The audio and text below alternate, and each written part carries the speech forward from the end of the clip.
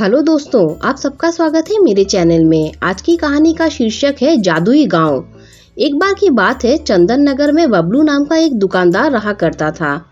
उसकी दुकान में बहुत अच्छे अच्छे कपड़े होते हैं। वह रोजाना अपनी दुकान खोलकर बैठता है, परंतु उसकी दुकान से एक भी कपड़ा नहीं बिकता। रोज की तरह वह दुकान बंद करके घर पहुंचता है। अगले दिन बबलू आवाज लगाते हुए कहता है, हर माल 100 रुपए का, हर माल 100 रुपए का ले लो, भारी लूट मची है। आदमी बोला, अरे भाई क्या हुआ, उदास काहे हो, सुबह से कुछ नहीं बिका क्या? बबलू बोला, क्या बताए भैया, कुछ भी नहीं बिका।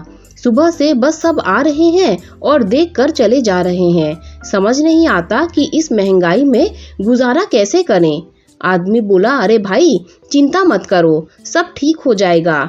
चलो भाई, अब मैं चलता हूँ, ध्यान रखो अपना। घर आने के बाद बबलू बोला, नहीं अम्मा, आज भी कुछ नहीं बिका। बहुत कोशिश कर रहा हूँ पर कुछ बिकता ही नहीं।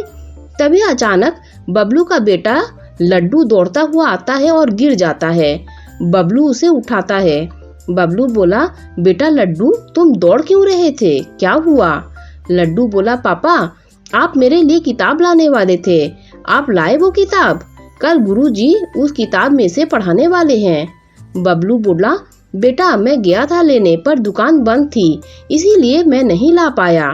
लड्डू बोला, पापा पूजा दीदी के पापा ने तो थोड़ी देर पहले ही उन्हें ला कर दी है। बबलू बोला, बेटा मैं कोशिश करूंगा कि कल तुम्हारी किताबें ले आऊं।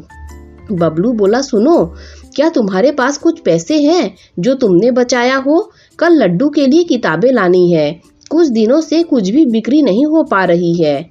पत्नी बोली, अरे आप परेशान क्यों हो रहे हो, भगवान पर भरोसा रखो, सब ठीक हो जाएगा। बबलू बोला, कब तक ऐसे ही चलता रहेगा? पत्नी बोली, आप सब्र तो रखो। और हाँ, मेरे पिताजी का संदेश आया है, उन्होंने आपको मेरे गांव बुलाया है। संदेश में लिखा है कि उन्हें आपसे जरूरी काम है।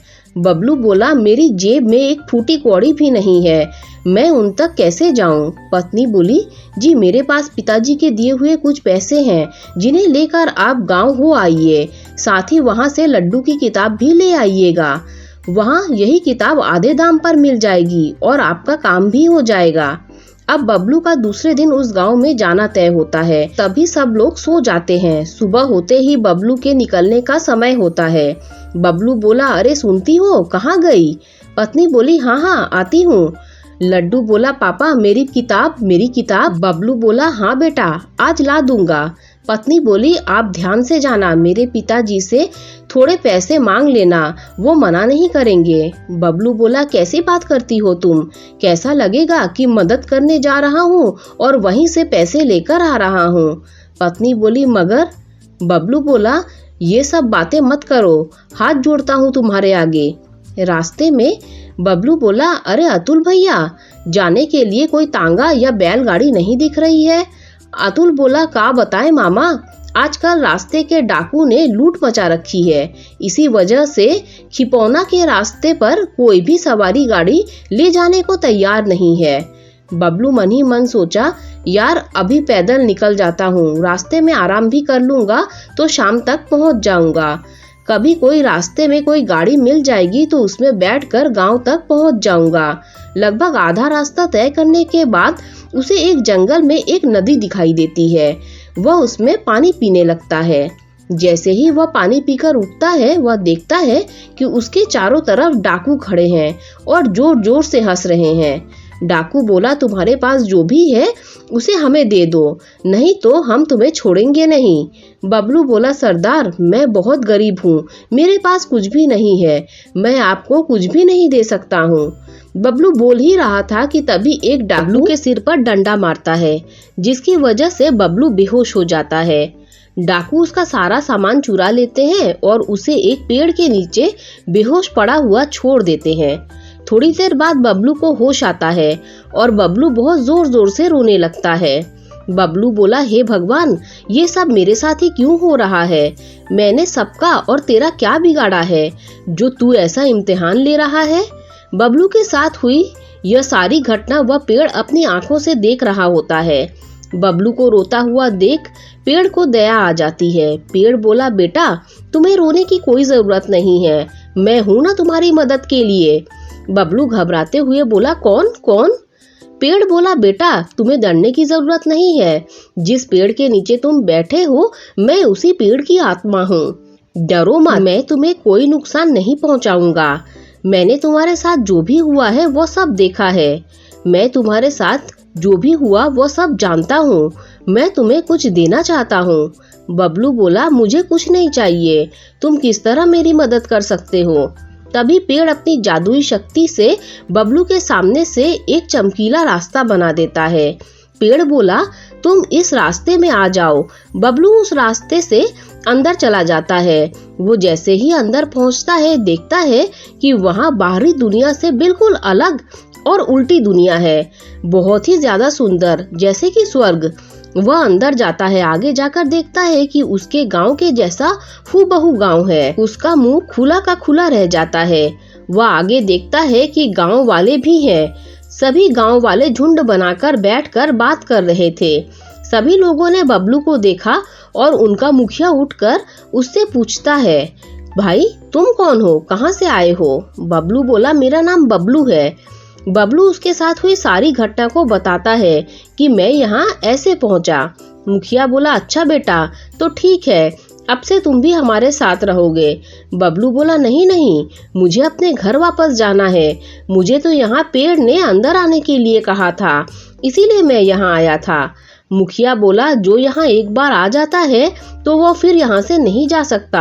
मैंने भी कई बार कोशिश की, पर वो जादुई जंगल मुझे यहीं लाकर छोड़ता है। बबलू बोला, मेरा भी परिवार है, मुझे उन्हें भी संभालना है। मुखिया बोला, बाहर जाने के लिए तुम्हें जादुई जंगल से जाना होगा, रास्ते में मिलने वाले जिन्न के सवालों का जवाब देना होगा, वही तुम्हें आगे का रास्ता बताएंगे। बबलू बोला, मैं तैयार हूँ।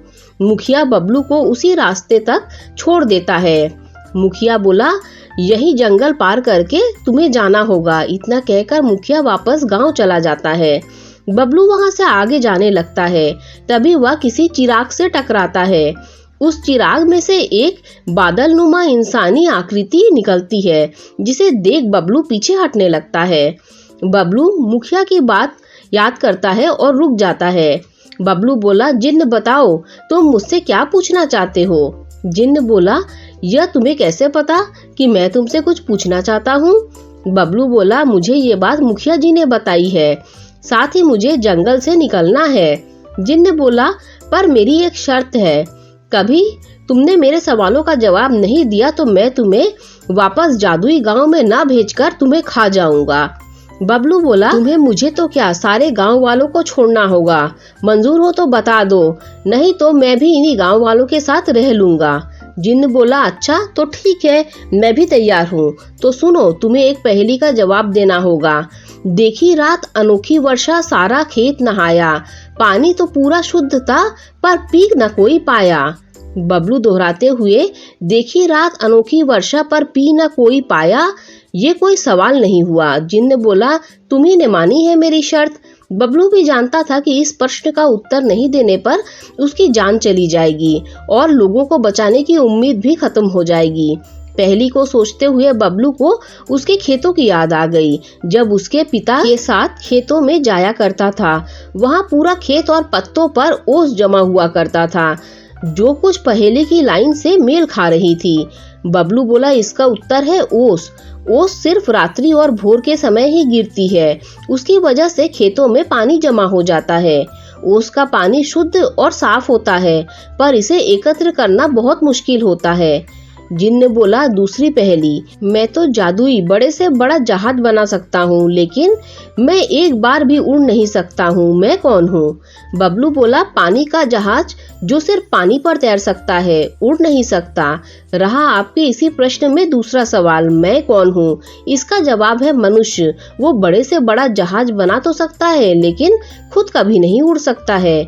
जिन्न बोला, तुम बहुत तेज दिमाग के हो और बुद्धिमान भी। यदि मेरे आखिरी सवाल का उत्तर दे दिया तो तुम और गांववासी सभी स्वतः ही अपने गांव पहुंच जाओगे। तो सुनो प्रश्न, लाल बुझक्कड़ बोझ के और न बोझो कोई, पैर में चक्की बांध के हिरना कूदो होए।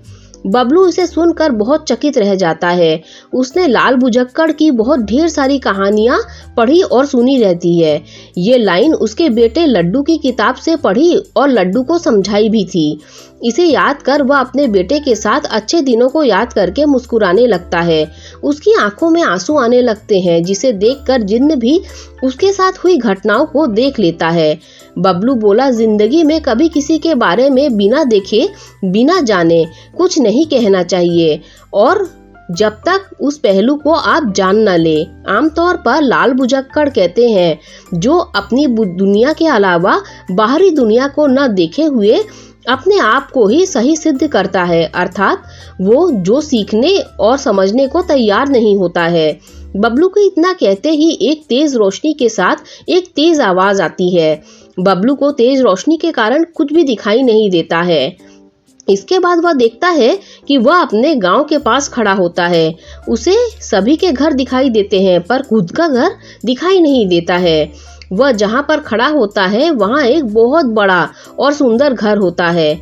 अतुल बोला, बबलू भैया, ये तो भगवान की लीला है, ये तो भगवान की लीला है। जो भगवान को करना है वो करके ही रहता है। बबलू, ये सब कैसे हुआ? पत्नी बोली, मैंने कहा था ना, सब्र रखो, भगवान सब ठीक कर देगा। हम लोग रात में सोए थे, तभी जैसे कोई आया और जादू करके चला गया। साथ ही ये चिट्ठी आपके नाम छोड़ गया है। बबलू ने चिट्ठी पढ़ी। उसमें लिखा हुआ था, मैं तुमसे बहुत खुश हुआ। तुमने सिर्फ अपने बारे में नहीं बल्कि सभी के बारे में सोचा, साथ ही सभी को छोड़ने के लिए कहा। इसी उदारता के लिए मैं तुम्हें ये सुख और सुविधा और धन दे रहा हूँ। ध्यान रहे कि जो भी तुम्हारे साथ घटा है वह तुम किसी से ना कहो। यदि तुम किसी को कुछ बताते हो तो ये सब कुछ तुमसे छिन जाएगा। दोस्तों, अगर कहानी अच्छी लगी हो तो लाइक शेयर सब्सक्राइब कीजिए। Thank you.